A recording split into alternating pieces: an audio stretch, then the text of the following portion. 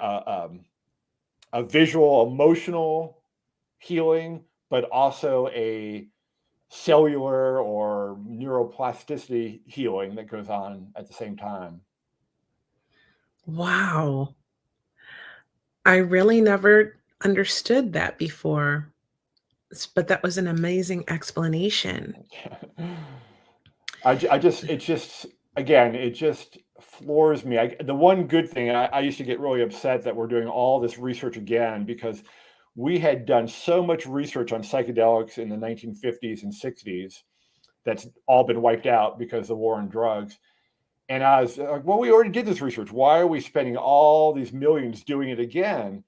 But the great part is these brain scans. We didn't have this technology 50 years ago, and these brain scans are just phenomenal because it proves the anecdotal or the woo woo part, the stories that we can only, you know, psychedelic experience that we call it is ineffable. We can talk about it, but like people say, a lot of times people in a psychedelic experience say they saw God or they heard God or they felt the love of God, but you ask, well, how, and you can't explain it. It's just something that is, again, that's that magical woo woo part of psychedelics. But I love that we have the science now that says, okay, we believe this now because here's the science that proves that this brain activity is going crazy when you're on a psychedelic journey.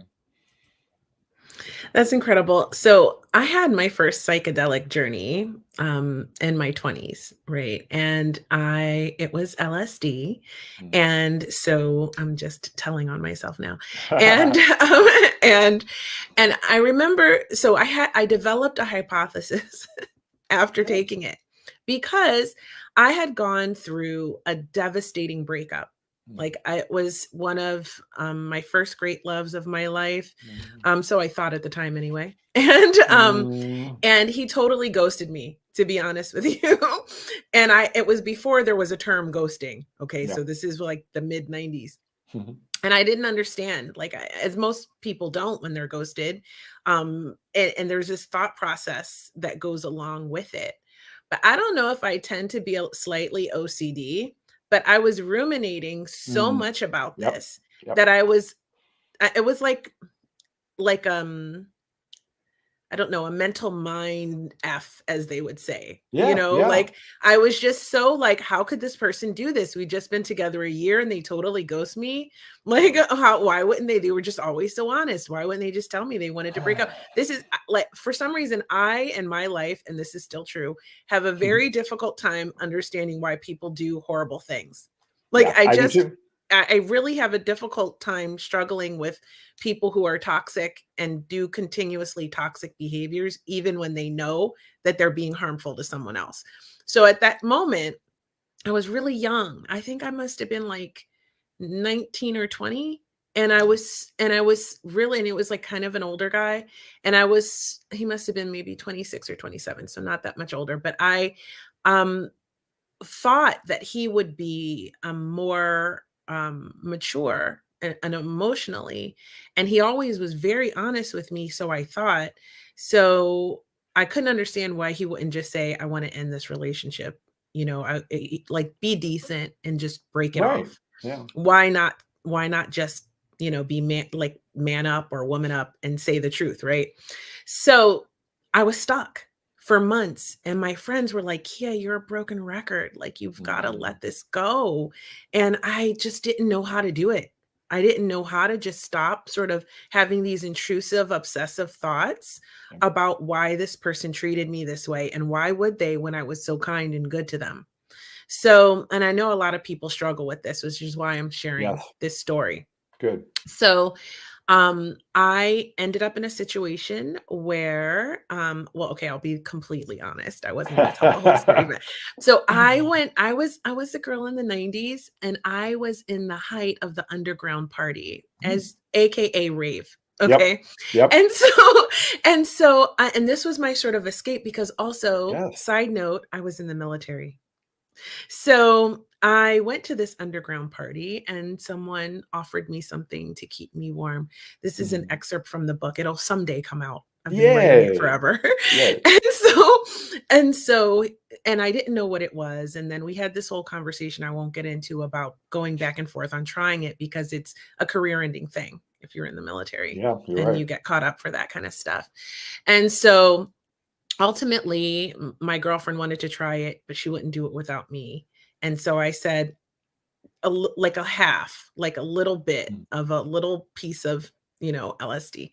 So I took this half of LSD and, it was an amazing experience. And I won't get into all of the details of how awesome it was Mhm. at this moment. But what happened for me with this breakup was it got me unstuck. Like Yeah. that very night, it changed Yes. something in my brain. It was like Yep. I was thinking about it yet again because I thought about it all the time, just constantly ruminating.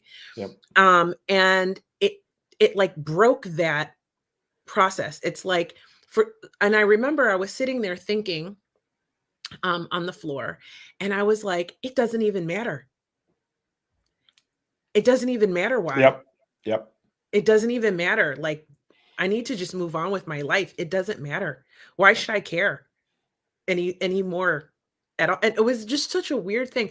I Yeah. know that it was the psychedelic. Yep. I know that that's what did it. And I knew it in the moment when it was happening. And I knew it after it was done. And I had the entire experience and came down. And from that very moment, it was super life changing because I developed the hypothesis that psychedelics could change the way you think Yep. and Okay. expand you. Yes. No, finish up. Sorry, I didn't want to interrupt No, you. that was it. Okay. And they can expand your Yeah. mind, right? Yes, I love that story in so many ways, and I appreciate you sharing that. I definitely can't wait for your book because I think you have it's going to be really interesting just for the little bit that I know about you. Uh, it's funny. I have a couple stories of people, same thing, going to raves, and for them it was more ecstasy or MDMA than LSD, but similar experiences, and probably a lot of people their first experience is more recreational or accidental or things like that. But I love everything you said. In fact, one of my psychedelic journeys at the very end, I was saying that same thing. I was ruminating about an issue with a couple friends, and I felt like the communication wasn't working. And the message that came to me is it doesn't matter. So it's so funny we got that same message. Like, wow, this is like kind of weird deja vu. But um, yeah, just imagine. So all these people found some sort of healing accidentally through recreational use. So imagine the power if you go in with an intentional plan to heal.